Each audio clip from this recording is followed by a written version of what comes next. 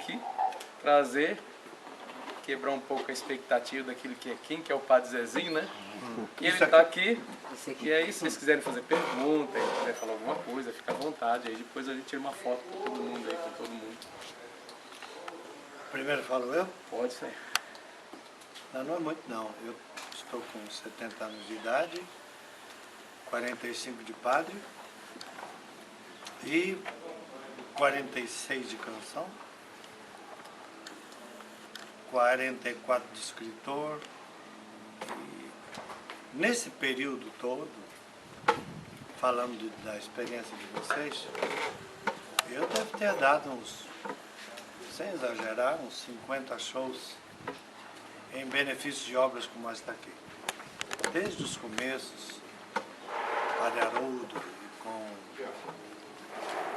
os padres jesuítas que começaram os primeiros trabalhos de acompanhamento de jovens que passaram pelos sofrimentos de vocês, já que eu não podia morar no lugar desses, que eu tinha esse trabalho de missionário, então eu colocava a minha experiência, meus escritos, minhas reflexões e também os shows que a gente fazia em favor de construções como essa aqui.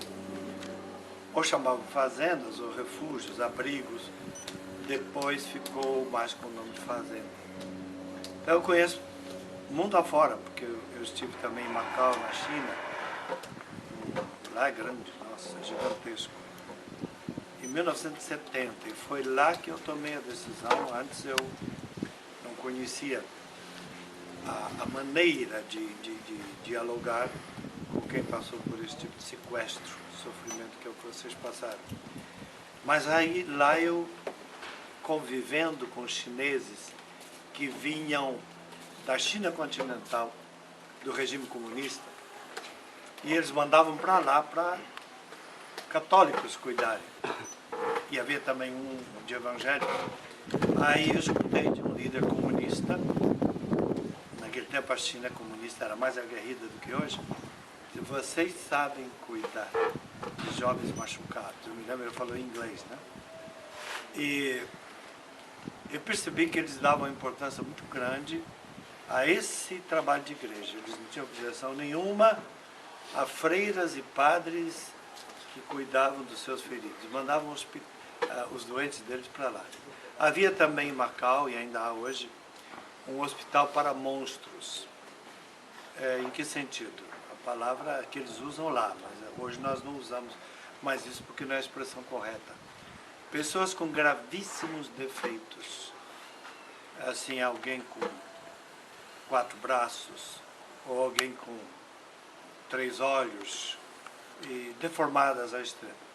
Eles também mandavam para lá, porque os católicos sabem cuidar.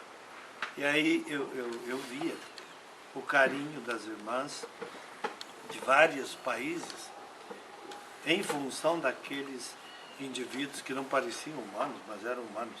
Porque para ser humano você não tem que parecer um humano, você tem que ser.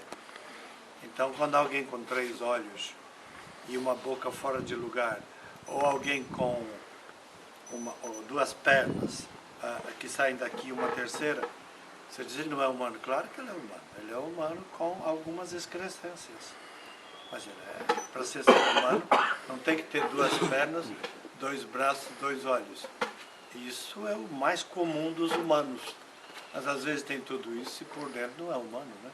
Não é uma pessoa boa, não é uma pessoa capaz de conviver. E lá eu vi como as irmãs conversavam em inglês, né? Porque lá se falava inglês, com aquele de 3 olhos. Ele falava tranquilo. E com aquele outro que já tinha 4 braços, que caíam aqui, e uma falha aqui também no rosto.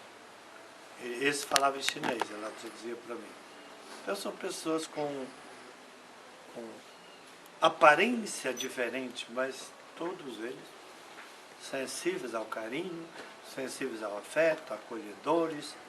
E aí eu aprendi lá, eu passei 2 meses lá, eu aprendi a não julgar uma pessoa pela doença, pela aparência, pelo sofrimento, porque isso é infalível, acontece em cada um. Você bota o olho numa pessoa, a primeira coisa que você vê é aquilo, Aí você acha que a pessoa é aquilo que você viu. Mas aquilo que você viu é o começo. Depois de conviver, aí que você vai ver quem é essa pessoa. Porque o primeiro encontro só te mostra o exterior. Depois é que você vai conhecendo o passado, a história dessa pessoa, o lado bom, o lado ruim que todo mundo tem.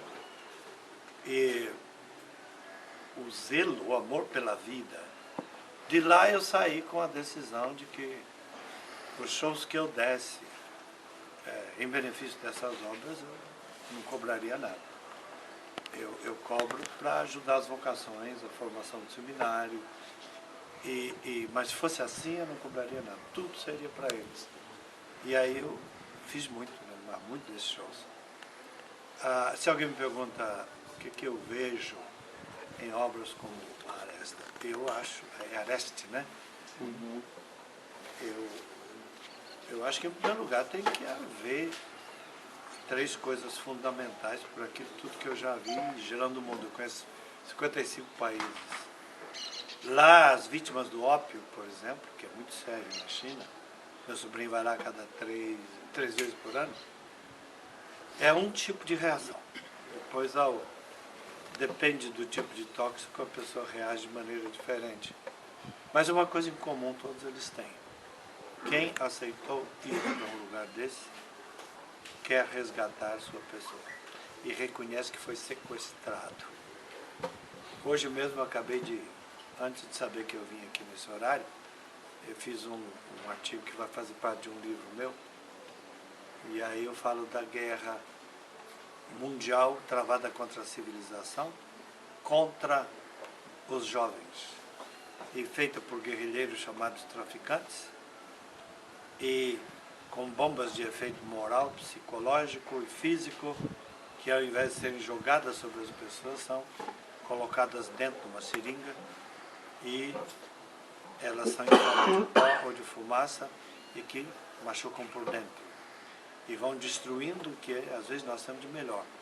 Porque pessoas inteligentes, capacitadas, às vezes perdem isso no começo de bobeira, mas depois por problemas que não conseguiram resolver por um tipo de autoconfiança excessiva, de que com ele não vai acontecer nada. É a mesma coisa se eu dissesse que, como eu sou diabético, eu herdei da minha mãe isso, não vai acontecer nada, posso comer qualquer coisa. A partir do momento que eu descobri que eu era diabético, eu não posso mais comer qualquer coisa. Tem que viver como alguém que sabe o que comer, quando comer e a quantidade, para não ter que depender de uma insulina. Por enquanto, não tem perigo, porque eu tenho conseguido obedecer. Então, eu não ponho na boca aquilo que poderia me destruir. Agora, isso me traz uma porção de limites que não impede o meu trabalho. Começou em 67, eu com 67 anos, faz 3 anos, eu prometi ao médico, falei assim, ó, se você deixar eu voltar ao meu trabalho, ele disse, você deve voltar, fazer tudo. Só que você não pode pôr na boca determinados alimentos e fazer exercício. Então, minha vida mudou, eu tenho um limite, eu não posso mais fazer tudo que eu fazia, mas posso fazer outras coisas, não posso comer o que eu comia, mas posso comer outras coisas, e descobri que minha vida melhorou. Com as proibições eu aprendi a comer melhor, escolher o alimento, coisa que a gente que viajava não escolhia, né? Então, de repente, a barreira que eu enfrentei, e que às vezes é problemática, ela é boa para mim. Eu descobri que há coisas que eu não posso fazer, por isso não quero. Aí eu redescobri um psiquiatra famosíssimo no mundo da psicologia, o Lacan. O Lacan tem uma pergunta fabulosa, que eu acho que no caso para vocês, para mim, que tem um limite de saúde, se eu quiser viver mais tempo, eu tenho que viver com esse limite. E essa pergunta é fabulosa. Você quer aquilo que você deseja? No começo parece uma perguntinha boba, né? Aí você diz, você pergunta para um diabético, você deseja chocolate, bolo, açúcar, refrigerante? Sim. E você quer? Não. Eu só desejo. Eu sou inteligente. Se eu tomar isto, eu vou me destruir. Então, eu não quero o que eu desejo. Aí você pergunta para um que sofre do coração, você quer aquele churrasco aí, pingando banho? É bem que eu gosto, mas não quero. Não dá porque eu sou cardíaco, etc. Então cada pessoa descobre que pode desejar, porque isso é da natureza humana. Não há como não desejar. Isso é instinto. Mas querer também é da natureza humana. Como eu sou um ser humano, eu não quero. O animal faz isso. O animal não come qualquer coisa. A gente pode pôr, ele cheira. Por que o cachorro não come certas comidas? Por que o gatinho não come certas comidas? Não é da natureza dele. Então, ele não come o que não é da natureza dele. E no caso, por exemplo, a gente que porta uma dificuldade e passou por uma situação, o fortalecimento da vontade é que faz de você o ser humano que você é, ou pretende ser. Mas isso é a parte pior. O Lacan diz isso, o Freud já dizia, e hoje os grandes psicólogos e sociólogos, entre eles Jean Baudrillard, que morreu há pouco tempo, grande escritor, e eu até me inspiro muito nessa gente, todos eles dizem, a nossa sociedade está doente porque a vontade perdeu para o desejo.